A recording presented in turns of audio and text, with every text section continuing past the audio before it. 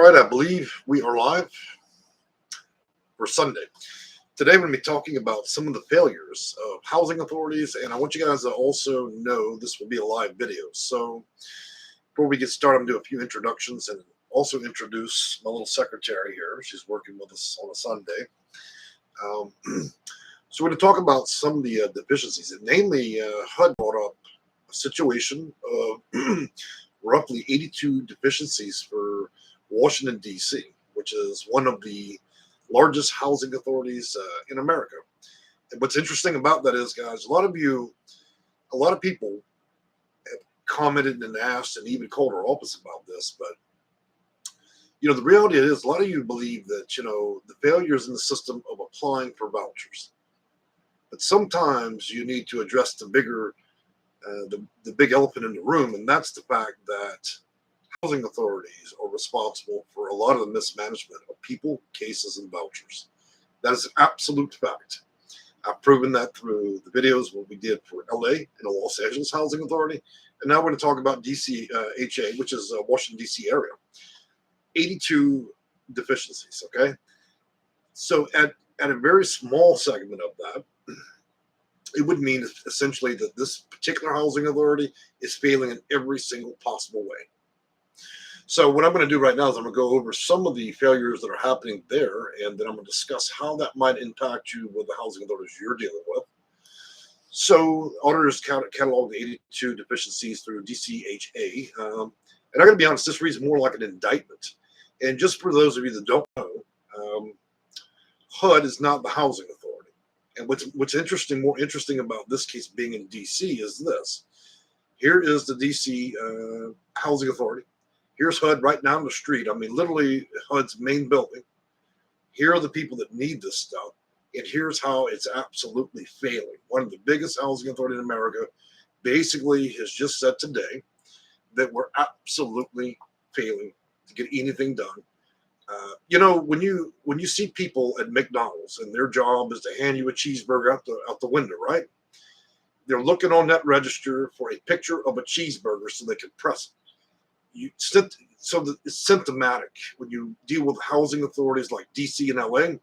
These are people that they have hired some of the worst possible people to work there. They have no formal training. They do not understand policies, procedures, nothing. You would be better off having people hiring the person that cleans your toilet, okay, to manage your case than you would to actually cut it loose to the lower level employees at the local housing authority. Now, am I suggesting that's every housing authority? No. Do I have an issue with HUD? No, because HUD's job is to allocate and hand out the federal funding to housing authorities. When housing authorities do a bad job, a piss poor job, it is HUD's job to sue them, to set the record correct, and find the deficiencies. And I got to be honest, Marissa Fudge, which is the director of HUD, has been on a bigger rampage in 2.5 years than we've likely seen in the last 80 years. She holds no line with housing authorities whatsoever. I've seen her sue over 100 of them. And for her to go right there, step out the front door in D.C., right where the president is, step out the front door and go after one of the most protected housing authorities in the nation, which would be, D.C.'s office, down the street from HUD, and go after it. I admire this woman.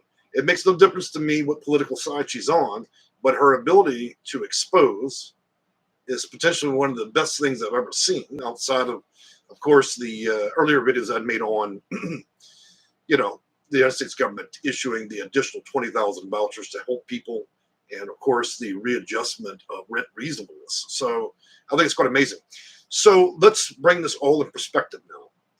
Here is HUD and Marissa Fudge going after one of the largest housing authorities in America that's basically not even functioning. And so how do you equate that to your local housing authority in Florida, in Houston, or maybe some small town in Iowa? It's simple.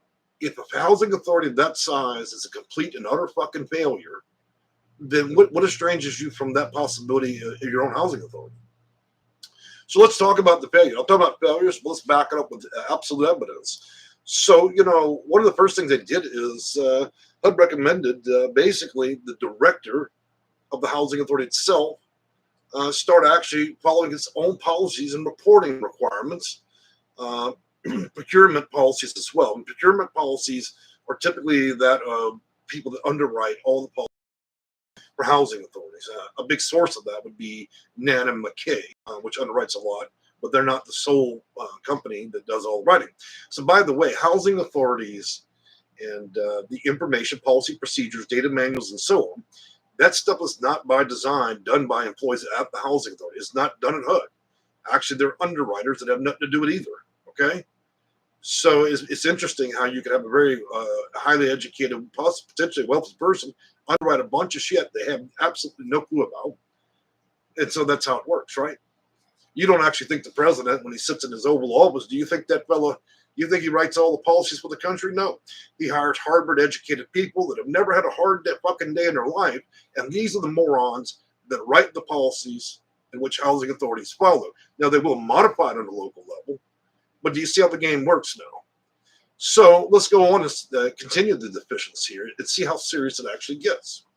So they're recommending the director actually attend training meetings. What this means is we've hired a man for $245,000 a year, okay? $250,000. His only job is to suck down salads and steaks in a back room. He's not managing shit.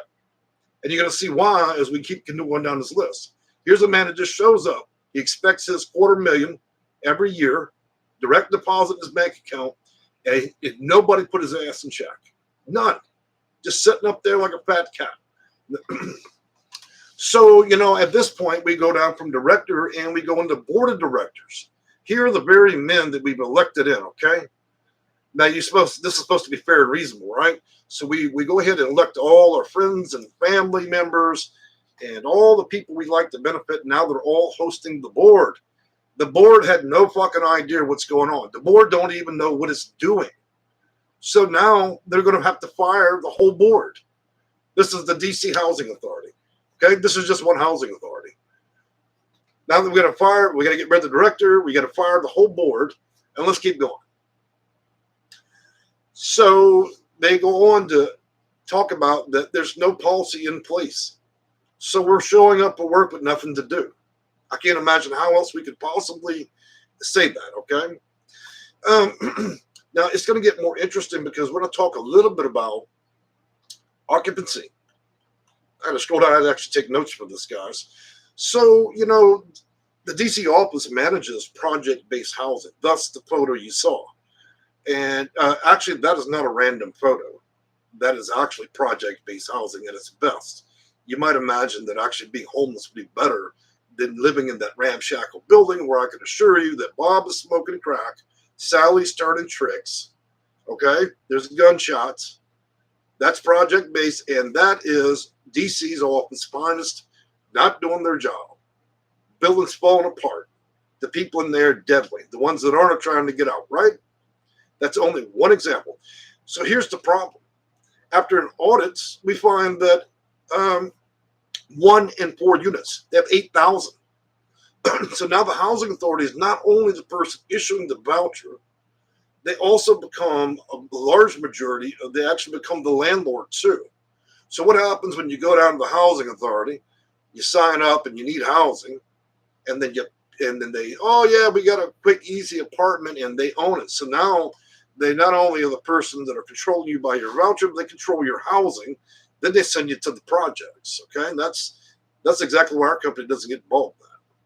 So I'm going to stop just briefly and tell you a little bit about me and my company. I probably should have done this at the beginning of the video. So I am the owner of Section8Consulting.com. We work with around 700 to 1,000 clients a year, mostly in situations a lot like this, also many other varieties. But basically, people are trying to navigate a system. Here is an excellent example as we talk through this video of what happens when a housing authority is unchecked power and no oversight. They do what the fuck they want to do. Now, if my profanities offend people, that's all right. I expect that. However, to express the intent of just how egregious the acts of this housing authority have acted against the very people that desperately need this type of housing, I would say that in some ways it's appropriate. So 1 in 4 of every unit, and there's 8,000 units. That means that roughly 25% of all the units owned by that housing authority, They don't even know who's in those apartments. Now, let me ask you, let's rephrase that thought for a minute. Let's back it up. Maybe we do know who's on those units. Maybe there's a reason why that paperwork's messed up. Maybe there's a reason why they've not been able to successfully give an audit since 2013. Maybe if we quit giving housing to our lawn man, to the maid, to our friends and our friends' friends, you see, when you really open the books and you see, maybe those 25% aren't really vacant. Maybe they are actually have people in there. But that's the reality of running a scam. Now, you'll see the Housing Authority. I love it when I read Housing Authority websites. Oh, don't ever pay a consultant. Don't do this. Don't do that because it's a scam. And the very people in charge of those comments are the first ones to get sued by HUD.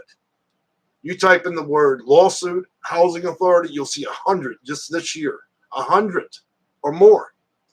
Then you'll see HUD go after some of the biggest ones. They're out here giving advice to people about how not to get scammed, and they're the very people by design that are fucking people. I've been in this business 21 years. I can count on two hands how many times I've used profanities in videos. And I can tell you right now, after reading the 72-page report that read like almost like an indictment against this housing authority that's wielding power unchecked, completely unchecked. It means that Sally and Bob at the top there can just fill up their bag of vouchers and just give them to whoever the hell they want to. Nobody even knows who's getting them, who's not getting them. Nobody's trained. We're paying a big price to have those people at the executive level, the directors level, and on a board. Why do we need a fucking board of directors that eats up to $2 million in income if we're unable to procedurally even give away one fucking voucher for the last decade? How does any of this make sense? For HUD to literally go in and invade the office, for HUD to be down the street, drive a car half a mile into the DC office Housing Authority and set them straight is something I've waited a long time to see. And I really hope the next one on their shit list is LA. Because you know what, I deal with it every day. The bigger issue is not whether me and my company can provide housing or help people navigate the system. The system is broke, and in this case, it's criminal. So it goes on, 8,000 housing units. We've got 2,000. This isn't 200. It's 2,000 units. Nobody knows who's in them or where the money's going. Broke, completely broke. And the last and final thing that I'm going to bring up for this particular video is the unchecked crime of across DC offices. Now, I could say that about a lot of cities that are managed by housing authorities.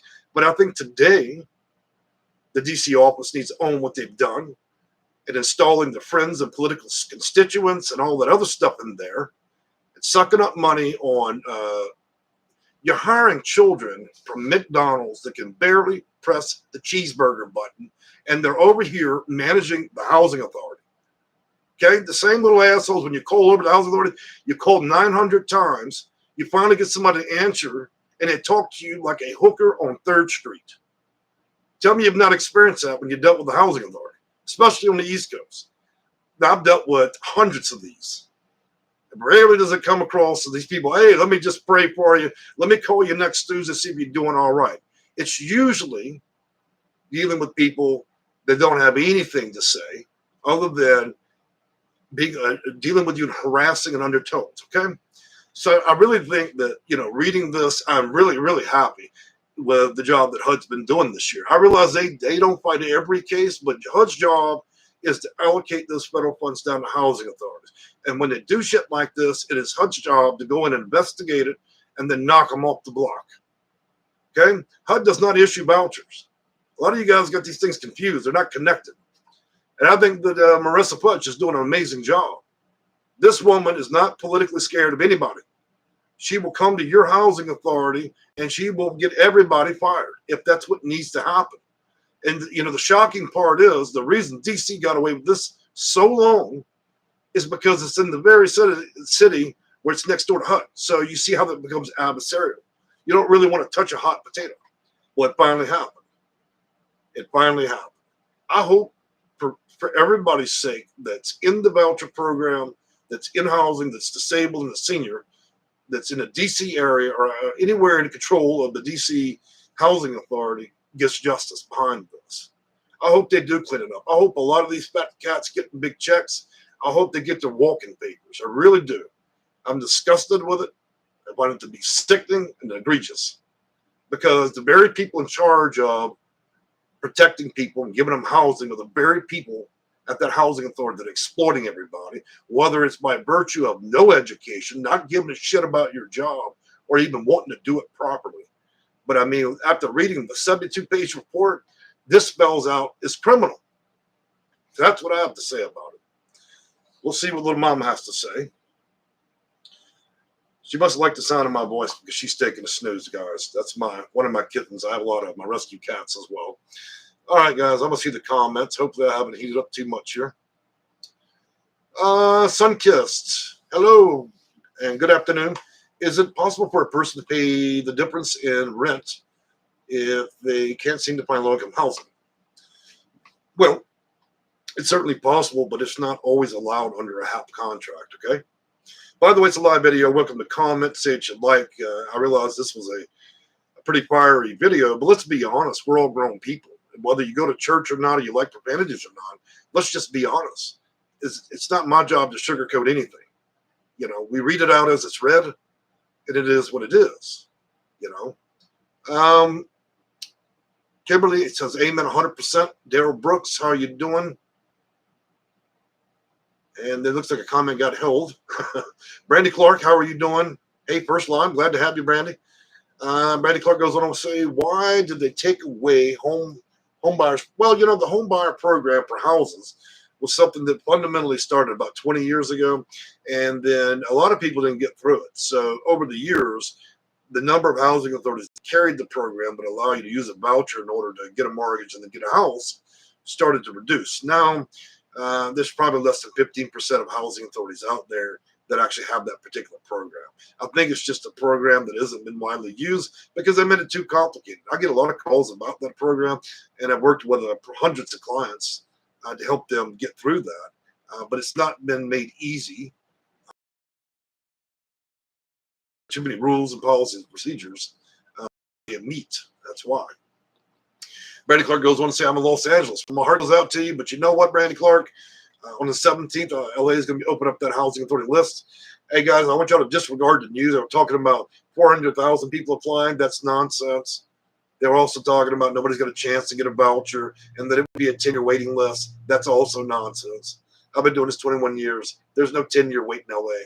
When they have the list opened, they will start issuing vouchers based on who's got the right preference. Yes, it is a lottery, and lotteries do have preferences built into that. In other words, if you have certain qualifications, certain difficulties like disability, being a veteran, a senior, and so on, then you'd be considered you'd be of higher consideration than those that have no problems, okay? There's a lot of nonsense. The news is never good. All these news agencies, one of them writes bullshit, right? Then they all copy each other. And now that we have computers generating articles, it perpetuates. And so there's no reality in some of the stuff that's been emailed to me recently about what's going to happen now. Sandy Grinstaff, how are you doing today? Good long time member of the channel. I just logged in, thought something was growing out there in your head. Oh, it was growing. Let me tell you, I had a burning desire to tell you about this piece of shit agency. Look, this isn't the first time I'm going after housing authorities in my videos. It's nothing personal, but you know, if you have the IQ of a 3 or 4 and you're working at the housing authority, you need to quit your job and go find something new. That's something that it's a big problem these days. We're paying people $500,000 to sit in a boardroom, and then we're paying nickels and dimes for the craziest people to answer the phones and treat everybody like trash.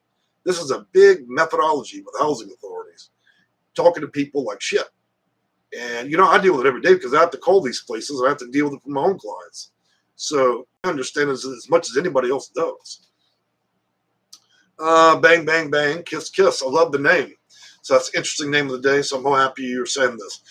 You know, I'm looking forward to more housing authorities folding, to be honest with you. It's time. I don't want them to close, but what I'd like very much for Marissa Fudge to do is to continue to do the job she's been doing. She's done more in a short period, a couple of years, than anybody's ever established done it in HUD. And that's to sue every damn one of these places that cannot or will not hire properly trained people. Then when you think of housing authority employees handling your case, they're going to give you a voucher, right? Most of these little boys and girls just got their little certificate out the bubblegum machine. I'm not joking. It's a certification they can get. Then they give them a telephone with a cord on it, and they let them talk to people like they're street talking. Okay? They don't want to be bothered. Every time you call, it annoys them. You're forcing these fucking people to earn their paycheck. That shit's got to stop. No other federal agency out there. Now, the Housing Authority, don't mistake this. It's not a federal agency. It's sponsored and run by the county and sometimes even private employees. But this stuff, hiding in the Housing Authority playing Farm Bill all day and getting upset like you're issuing vouchers out your own fucking purse, that's got to stop. You know? A lot of you, if you had the money, I would recommend suing. I really would. All right, so I'm going to move on down these comments. Brady Clark, 100%. Mile High Rider, hello from Vegas. Boy, I tell you what, Vegas really did struggle the last 2 years. I think this Vegas is starting to find some of the strength again in the market, and I'm glad to see that. I know that a lot of people from California invaded Vegas in the beginning of the pandemic because they couldn't get housing there, and then they overwhelmed Las Vegas. Felix, sum up what you said earlier. I just arrived. Well, Felix, it's all about one of the biggest housing authorities in America got their hand caught in a red-hot cookie jar, and now they're fixing to get their ass kicked by HUD. That's the street way of saying it.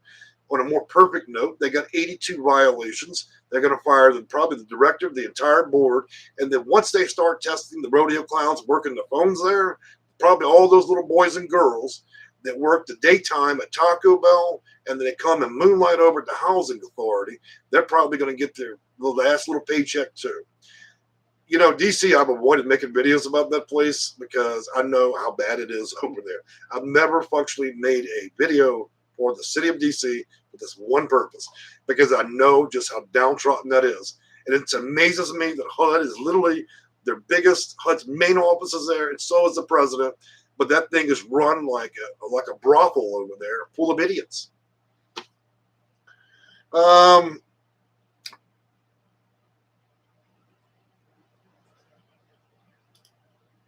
Stephen Huckins asked, what would a voucher do for you? Well, let's put it this way. Think of a voucher as a coupon. I'll give you 70% off your rent for the rest of your life, so long as you don't abandon the unit, so long as you don't pass away, and so long as you don't violate your lease. That's the simplest explanation. Sunkiss goes on to say, I was telling my aunt about you. She has a Shelter Plus voucher. Well, your aunt's got it pretty rough then, because Shelter Plus vouchers are probably the most worthless thing outside of a yoga mat. So when you enter a shelter, you get a yoga mat. Then you can either join a religious program. If they really like you, the Shelter Plus, which your aunt could step her up to, would be rapid rehousing, permanent supportive housing, and EHP. I think your aunt could be doing a lot better. However, she can't find low-income housing. She's willing to pay the difference for her voucher. Well, there's probably some other ways that your aunt could be doing this a little bit better. But since she already has a voucher in hand, I would suggest probably Section 42 housing. Felix goes on to say, is it easy to get a voucher in Alaska? I would imagine so. I've had very few clients in there, maybe 8 in the last 5 years. And I don't think anybody's ever waited over 2 years. And that's if you gave every worse answer. Alaska is not a particularly tough place to get housing or a voucher. Brady Clark, is it possible to get a farm with a voucher? Well, it's possible to utilize the voucher in the home buyer program. And if your home happens to be on 100 acres and you can afford that, then yes. Also, people's idea of what a farm is may be different than others. For instance, I'm on a horse ranch right now. I live next to a sheep rancher behind me. I got a chicken rancher not too far back, but this is like North Houston going to Townball. And for those that don't know what that is in the state of Texas. And then here's the other part. Let's get this clear right now. Vouchers, housing, and advice. All this is federal vouchers. I service every state and zip code. I don't just help assist people with vouchers in my zip code or people that live next to me, okay? because it's a federal program. We deal with all of it. By the way, I'll just post the links, guys. Y'all can see what I do if that interests you. If I can find the links, right? Here we go. Well, I thought I had it. I ain't gonna let me copy it. Oh well, I'll try it at a different time. I know I had a copy up here I can give you guys. Here we go. Link in now. It takes me a minute. The older you get, the slower you get. All right, guys. So I believe right now what I would like to do, now that we've gone through all that, is give you some pleasant news. Number one, October 1st marked the point in which the United States government, Congress, then HUD, has now allocated 20,000 vouchers. It's the largest sum of vouchers ever issued in U.S. history all at one time. That means right now is an ideal time compared to any other time that I can think of, notably in the last 20 years, to probably have success with applying and getting a voucher. Number two, after 3 years, or a little bit more, or a little bit less, Kiki's moving around. I knew she was going to be a good worker, but she has a problem with naps. Well, looks like she's going back to sleep. So, anyways, so back to what I was saying. The pandemic created a housing crunch. For those of you who don't really get the fundamental ideas of what was happening with that, the pandemic created inflation. People wanted more for their house. People got in a feeding frenzy to buy these houses. Why do they do that? Interest rates were super low. The buying criteria was a lot like 2008. And so what happened is, rather than ordinary people getting houses, we had a bunch of wealthy people buy up a bunch of houses and create a shortage on the market. A shortage, and then, of course, landlords raised their rent, kicked out all the voucher holders, and thus here we are. Well, what HUD did is they reevaluated FMRs, or fair market rates, or SAM fair, small area fair market rates. And so now, if you get one of those 20,000 vouchers, it would also fundamentally be worth more, in some cases up to 67% more. In other words, they finally, after all these couple of years, pandemic years, have decided to make sure the vouchers are actually usable, okay? So for those of you that already have a voucher, still doing search, then you want to readdress that with your housing authority. If you don't want to do that, contact my office. Another piece of good news. For those of you that sit in Los Angeles, the housing authority is finally opening after the last 5 years. Yep, it's going to be a big list. 6 a.m. On the 17th of this month. You guys better be ready.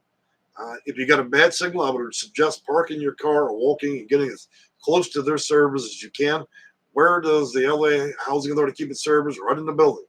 So if you're a cell phone and you're out there at 5:55 in the morning, you're almost guaranteed to be in there. But I want y'all to guys to understand something. This is not like kindergarten where first come, first serve. You know, if you're the last guy in line, you might not get a cookie. It doesn't work that way. Everybody's application will be taken, but housing authorities have been known to shut down lists without telling anybody anything. They get too many applicants in, or the website may go down. LA's a big place. You'd be foolish not to be as close as you could to that building if you can be. Otherwise, go to one of your buddy's house, got a T1 connection, do it that way. All right, get the speaker up a little closer. And so PPA goes on to say, hello, I'm trying to move home. I have a voucher in Ohio. I'm 66, disabled, need to move to DC to get help from family. Should I be allowed to move ASAP? Well, under certain circumstances, if you're affected, if your health or other reasons are affected, or you're trying to help somebody, then possibly. There's a possibility.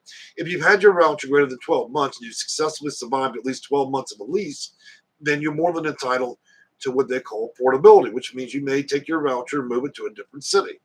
And when you're dealing with the housing authority, the forwarding housing authority in DC, wherever home is, that's called building and absorbing. Okay. If you don't know a lot about that, you want to contact your housing authority and talk with your portability specialist. If that doesn't get the job done and you still don't understand fundamentally how that system works, then you can always reach out to our company. Just keep in mind, guys, my advice and what we do with our company is strictly a side thing. Okay, it's not nobody needs to pay for anything. That's what I always suggest with clients. Do everything you can. If you're still lost in the system and you need advice from a consultant that works in the field, then do so. But understand that you can call HUD, You can call your local housing authority and see if they're willing to help you. You can also call 211-311. Now, I don't know what kind of results you're going to get out of that or whether that's going to get your job done, but those are your free options. Okay. Bang Bang Kiss Kiss says she is so cute. Would y'all like to see Miss Kiki? I'll pull her down real quick. She's been sleeping all day, so I don't feel bad about this. Oh, mama. So, a little short story. She was born behind my microwave. Her mother rolled into our office one day because we have a cat door. I have 20 cat rescues or 20 cats.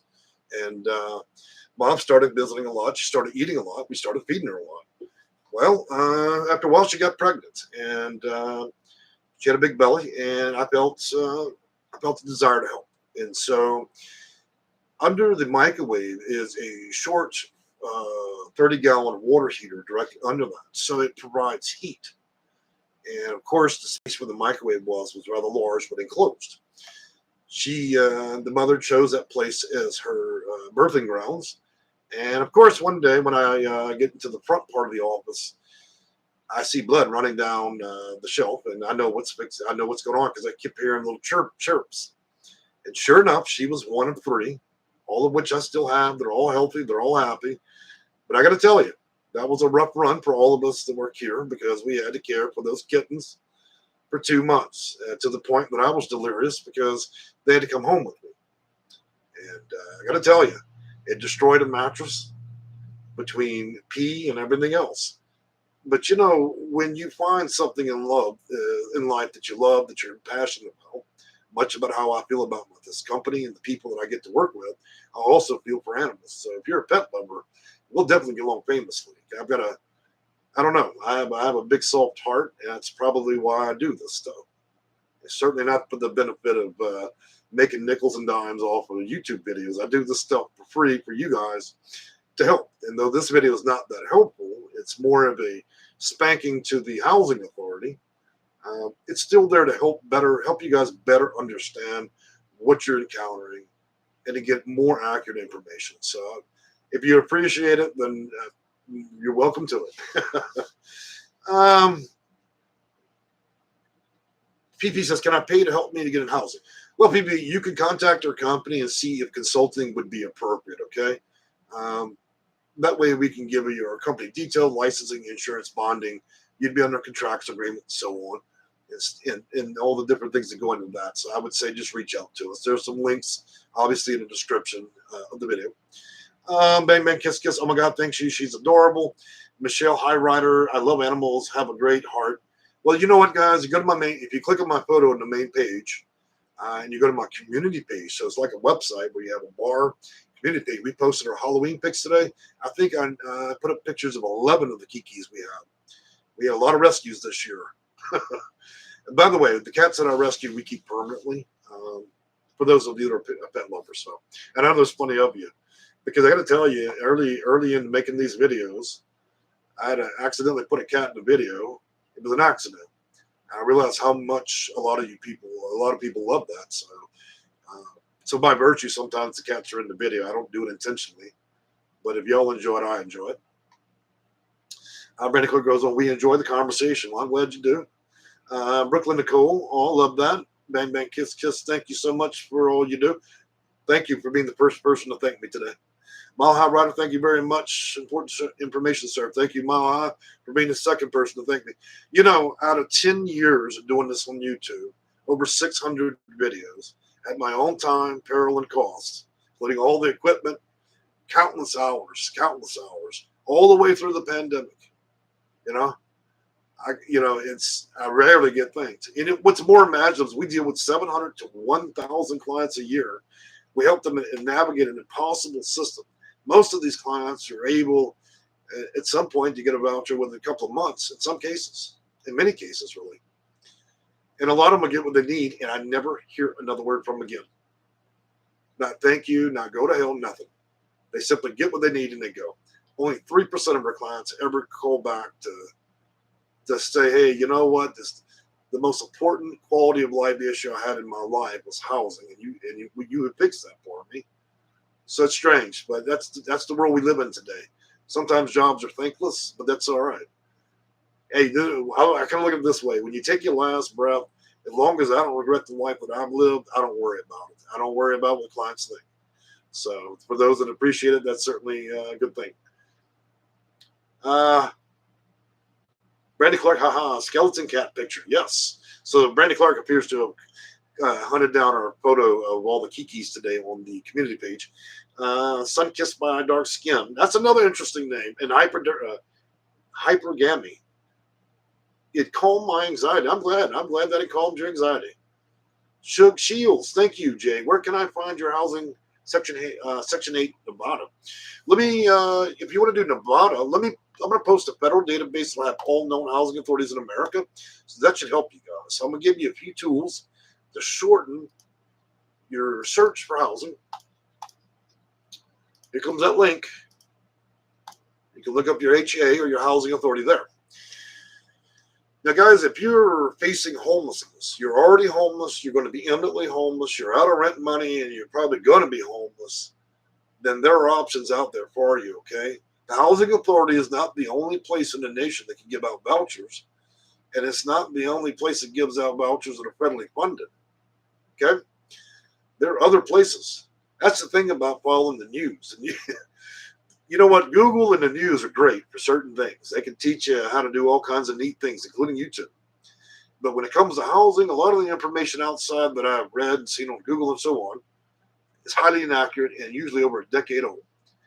I would advise you guys to try to find as much accurate information as you can. And those of you can look at Title 24 to help you a lot, to help you weaponize your cases if you're struggling with different issues in relation to the housing authority, employees, discrimination, or other issues dealing with your landlords. Tears of a Clown commented, finally got my voucher, but I want to use it to buy a house because these rental places are either run by slumlords or out of my budget. I can certainly understand that. You know, one of the tools that we found most effective at sectionedconsulting.com is Facebook Marketplace. Believe it or not. Guys, if you have a Facebook Marketplace or you got a grandchild or a baby or a nephew, there's a housing section there. We've utilized that immensely. It's what Craigslist used to be. The reason we use it is because a lot of private landlords are willing. Let me tell you, one of the things that changed during the pandemic, that changed the course of Section 8 in a very big way. Prior to the pandemic, when you come packing a voucher, landlords would roll their eyes, never call you back. Well, then after about the second year of the pandemic, all those people with those jobs, all these landlords wanted, all those jobs started vanishing. Now you got all these landlords that can't even pay their mortgage. They started getting desperate. Right after about the year and a half, 2 years, my office got slammed, and it's still slammed with calls from landlords in nearly every state in the U.S. You know what they're asking me for that they used to never ask me over the 21 years? They're asking me for voucher holders. Why? Because they're not willing to take a shot on whether or not somebody's going to keep their job anymore. They know that a person with a voucher is going to get 70% of their rent paid. And if you're a retiree or you're on a fixed income like disability or Social Security, it means that they're okay. So I'm going to stop real quick. We got a guy from Russia here selling blow-up dolls on my channel. So I can get rid of him real quick. All right, how to get rid of that guy. You gotta love them Russians, man. They come on here and they'll sell their pets, their dogs, blow-up dolls, all kinds of stuff, unfortunately. So I had to put him out of here real quick. Getting back to that. I love my Russian friends, guys. Why don't y'all come and advertise something nice that people could use in our channel? But we're not. Nobody wants Viagra or blow-up dolls, okay? And your dating sites, and nobody really wants a Russian right now. Right now, I think most of the world probably wants Russia gone. No offense to any of my Russian clients, but after this war, I think people got a bitter taste. I realize that's the Russian government and not the Russian people. So, all right. Oh, we got another one in here. Selling more blow-up dolls. Give me 1 second. Got rid of that one too. Man, they're on a roll. They're mad. I must have kicked the hornet's nest with my Russian friends selling blow-up dolls on my channel. That's the third one that's tried to invade the channel. All right, so back to what I was saying. So I can barely remember, but so, I know what it was. So we were talking about the landlords wanting Section 8 vouchers, those of you on a fixed income. So if you got 70% of your rent covered and you're only responsible for 30%, and so you have a government voucher and you have a government check for your fixed income, it's a near guarantee for landlords. Besides, most people struggle so hard to get the voucher, they're not going to go into somebody's home and tear it up just for fun because there's so many places to rent. Number two, people that have the voucher, besides them having that and possibly a disability check or an income like that, they rarely move. Why? Because it's so hard to find housing. And so landlords have become very adept to wanting to rent. I think where a lot of you are feeling the pain is a lot of you have gotten used to the corporate world, wanting to go do the apartment complexes.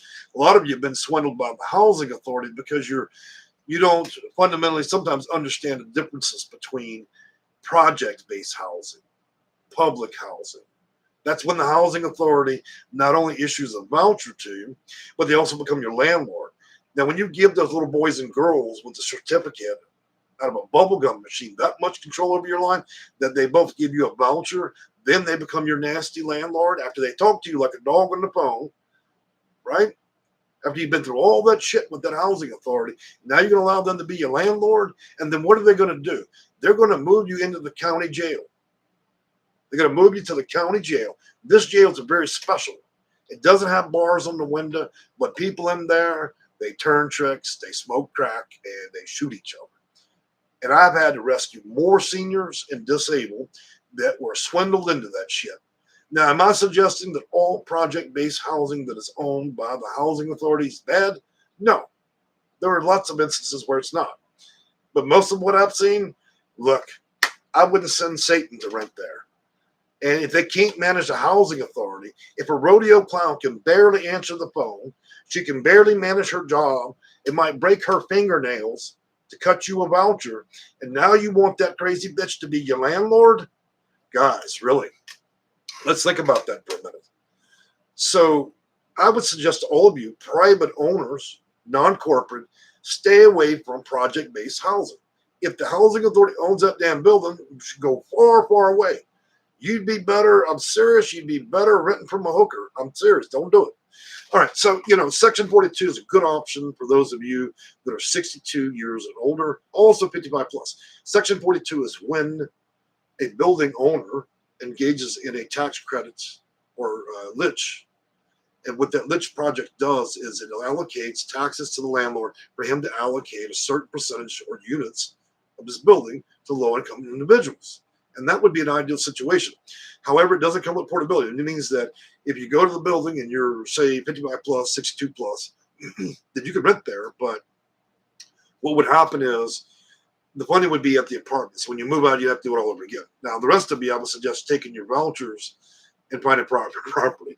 Whatever you do, like you've seen on the photo of this video, that is what the housing authority would quite enjoy. Now, if you like roaches and rats in your stew pot, if you want to chase a rat out your bathtub, if you want a sex offender as the maintenance man, and you want a woman that would talk to you like you just arrived off the boat from a fifth world country, I would advise you move right on down that project-based housing. We have the same thing out here in Houston. Houston Housing Authority and their projects. Some of the most deadly place you can go to. Okay? It is a hotspot for drug dealing. And with drugs comes problems.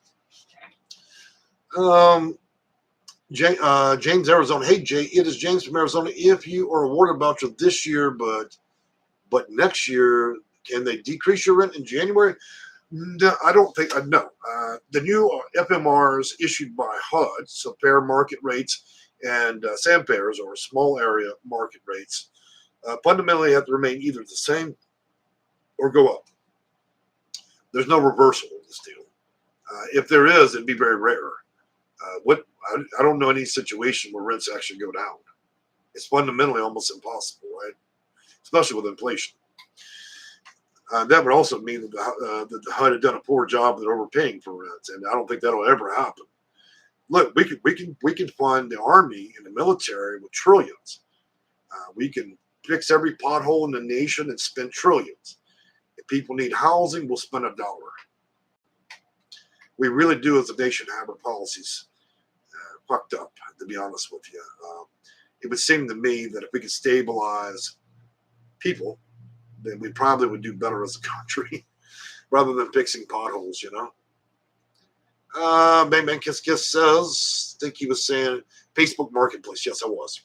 Tears of a Clown. I got to say, Tears of a Clown, that is a very, very good name to have for YouTube, because when you're in a live chat, it certainly grabs somebody's attention. So I think that you, which may be he or she, were quite successful in picking that name. I live in a large private owned complex, but the out-of-state landlord has been letting it fall apart, not funding any repairs. Well, that's where you should have the city inspector step in. Number 2, a call to HUD's regional office.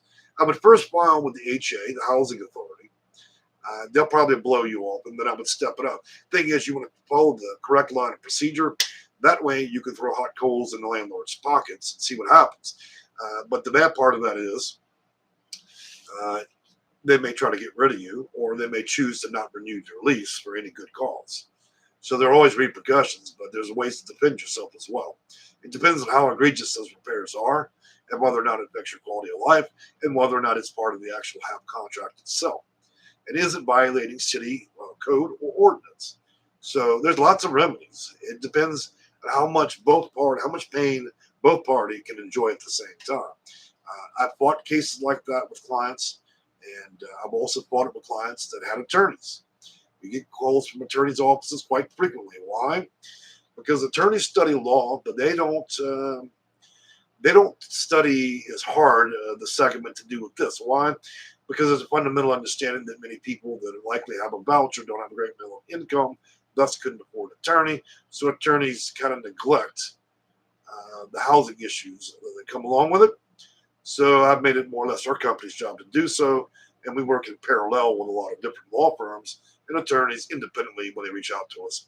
And that includes federal witness work, if that requires cases where you need a federal witness to speak on the behalf or give testimony to a jury when they're unsure of what it's like to live in one of these properties.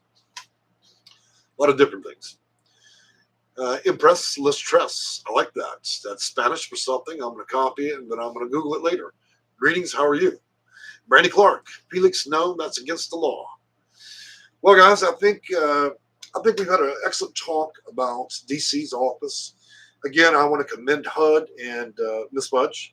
Again, I fundamentally have no issues with HUD. HUD is not the housing authority. I think the housing authorities need to clean up their act.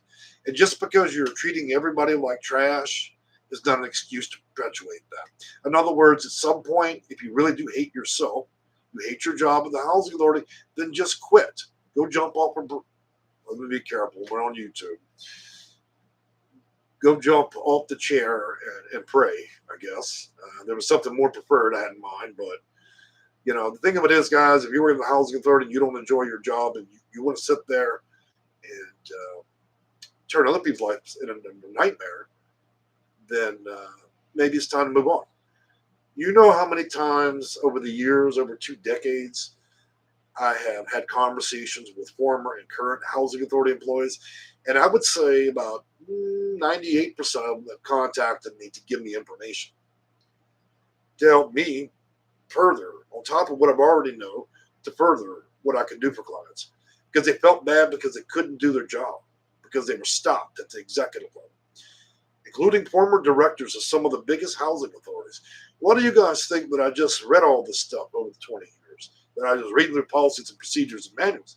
No, I don't have housing authorities employees in my pockets, but I definitely have an army of them at all levels that have been forthwith in their ability to share information.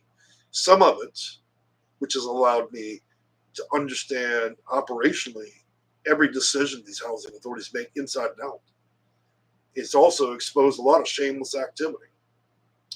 I can count so many times how many times we've been contacted by the news and major news publications in regards to some of the issues in relation to employee training. A lot of these young folks that have taken these jobs at the housing authority don't even read the manuals they're given. They're basically thrown out there like a new person, given a phone with a cord on it, and they wing it. If they run into something they don't know, which is usually everything, then it all bounces back to one person. That one person is supposed to be fundamentally training everybody, making sure they're testing and reading these manuals so they understand Federal Code of Federal Regulation, Title 24, their policies, their procedures, their data manuals, and all the symptomatic things that go along with this. It's not happening. So it's a person that shows up to work that never even doesn't even know the job they're doing. How would I know that? Well, after speaking with well over 2,000 housing authorities and then having somebody talk to me really bad on the phone, and then I counter them with my own conversation, quoting Code of Federal Regulation, policy and procedure. And do you know what happens each and every time that happens when I open up back up on them? The phone line goes fucking dead. You know why it goes dead? Because they've never had any answers. You've been shamed. You've been fucking silenced. Is what you've been done. I outmoved you on the phone. Now you have no conceivable way to give any lip back to me. You've been set straight. And now you know that there's a remedy, that not only are we a company, but we're well apprised of the federal rules. And we're willing to deal with you toe to toe. And if my biggest obstacle as a company and a person trying to help others get vouchers or navigate a system, is to take down fools like that. That way, when they get on the phone again, they'll think about how they give people a tongue lashing. And they do it lots, don't they? I'm not speaking in principle just for me. I'm speaking for all the people who've been treated pretty badly through the pandemic. So I think we're going to wrap this up, guys. It's been a long, long talk, and I've enjoyed having you guys. I've regretfully used a lot of profanities, but I got to tell you, I think that it does show the true scope, the intent, and the feeling behind all this stuff. It may not be appropriate, but I think that it needed to be expressed in that matter. Sometimes a little bit of shock and awe in a video does help us better digest the serious nature of information and how it's conveyed to us and how it affects people. Now, if you don't think as a person that I don't consider every person we deal with, you got a person with 12 children all sleeping in the woods. You've got a 91-year-old woman that is rotting away in a homeless shelter. Okay? You got a 71 or 78-year-old woman with a little dog freezing to death on the sidewalk. All because we're making decisions for people that should be working at McDonald's. Now, I don't mean there's anything offensive about McDonald's working. I think that every American should work if they can. What's offensive is when you don't make any attempt to know the job you're doing, and then you go around and you destroy people. It's malicious, right? To deal with people that way. When your sole responsibility is to assist with the housing for the welfare and benefit of that person, and you're being that egregious. It doesn't just affect the person holding the voucher, it affects that person's whole family. It could be a single dad with a bunch of kids. This is why I've argued that point of politics in the channel. I don't want to hear that shit. You can be on whatever side you want, but until you know the whole story, then I would say that the smartest man would be reserving judgment. And that includes me, and I'm probably the least reserved person I know when it comes to judgment, but it's not judgment I'm trying to delve out here in this video. It's just simply truth, because if we could start telling people the truth and educate as it is, then we're not going to have, hopefully we'll find a way out of this big mess, Otherwise, people like me that sit around here and make these videos and operate a company to help people with housing will continue to exist, because nobody fundamentally is trying to change that system. Sucks, but that's the life, reality of life. So anyways, guys, I hope y'all have enjoyed the video. I'm going to wrap it up here. I think I'm out of words. I'm almost in a rolling sweat here, talking trash about housing authorities, and I hope our next video is going to be a little bit more pleasant. So, look, guys, if y'all struggling with the system, you're losing sleep, you're stressed out, reach out to HUD, reach out to the housing authority, reach out to 211, reach out to 311, reach out to your pastor, talk to God. If all those things don't work for you and you still can't get through the system, that's when you call my company. I'm not here to shake the loose change out of anybody's pocket. I'm here only as a last alternative to people that need help, or those that have the money and just don't want to be bothered. Okay? I should never be the first stop on the road to learning this stuff, because a big part of my job is educating. I can't just teach somebody to go out. I can't just give somebody a fish, and I can't just teach them to fish either. This is a situation where I have to be able to educate people so they can weaponize their cases. Otherwise, you're trying to get something out of a system that's already woefully underprepared, potentially rigged, and the people that you're dealing with don't care. All right. All right. Y'all enjoy your weekend. We'll see you again on Tuesday. Bye-bye.